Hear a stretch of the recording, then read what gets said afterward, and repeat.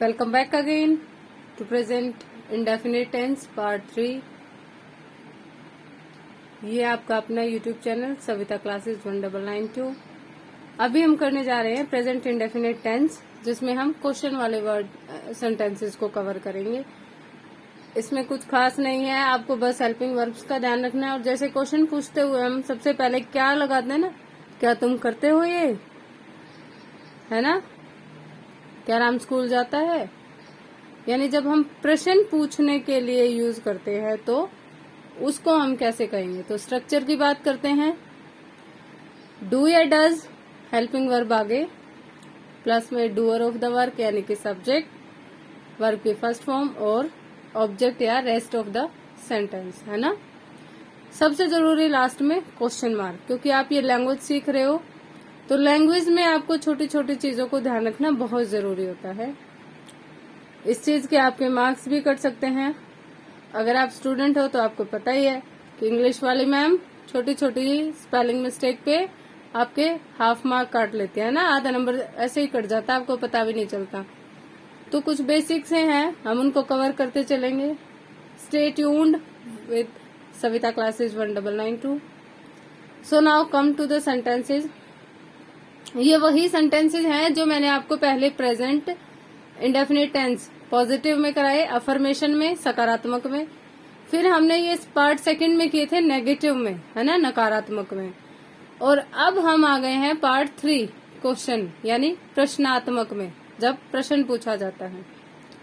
So first sentence है, क्या Ram school जाता है। Does Ram go to school. क्या वे रोज फिल्म देखते हैं। डू। अब वे ज्यादा है ना, एक से ज्यादा है, तो हमें कौन सी हेल्पिंग वर्ब लगानी है, डू। Do they watch. अब हम वॉचेज नहीं करेंगे, है ना। Do they watch movie daily. और लास्ट में क्वेश्चन मार्क। क्या हम पाठ याद करते हैं। Do we learn the lesson, question mark.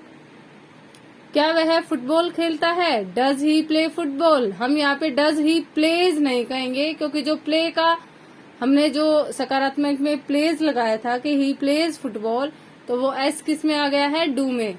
Do में ऐसा आएगा तो खाली एस से कोई सेंस नहीं बनती है। आप डू DOE एस लगाओगे जैसे गो में लगाते हो।